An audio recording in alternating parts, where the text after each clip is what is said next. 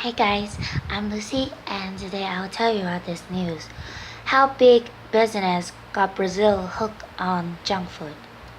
Fortaleza, Brazil, children's squeals rang through the muggy morning air as a woman pushed a gleaming white cart along pitted, trash-strewn streets. She was making deliveries to some of the poorest households in this seaside city, bringing pudding, cookies, and other packaged foods to the customers on a sales route.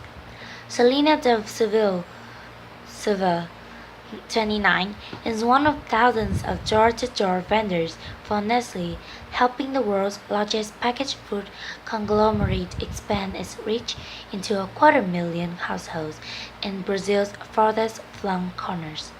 As she dropped off variety packs of Chandelle pudding, Kit Kats, and Mucilon infant cereal, there was something striking about her customers. Many were visibly overweight, even small children. She gestured to a home along her route and shook her head, recalling how its patriarch, a morbidly obese man, died the previous week. He ate a piece of cake and died in his sleep, she said. Mrs. Da Silva, who herself weighs more than 200 pounds, recently discovered that she had high blood pressure, a condition she acknowledges is probably tied to her weakness for fried chicken and the Coca-Cola she drinks with every meal, breakfast included.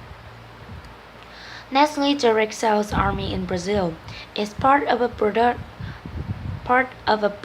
transformation of the food system that is delivering Western-style processed food and sugared drinks to the most isolated pockets of Latin America, Africa, and Asia.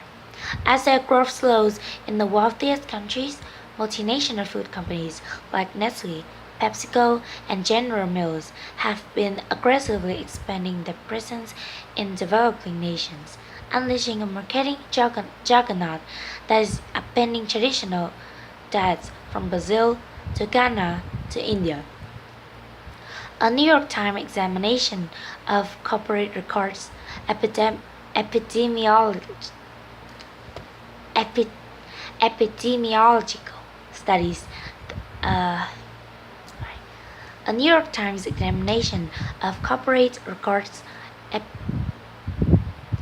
A New York Times examination of corporate records epidemiological.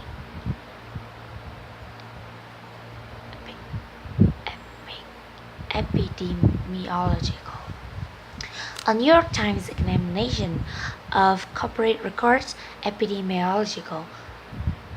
A New York Times examination of corporate records epidemiological studies.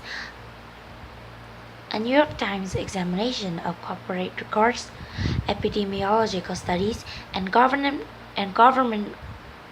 A New York Times examination of corporate records, epidemiological studies, and government reports, as well as interviews with scores of nutritionists and health experts around the world, reveals a sea change in the way food is produced, distributed, and advertised across much of the globe.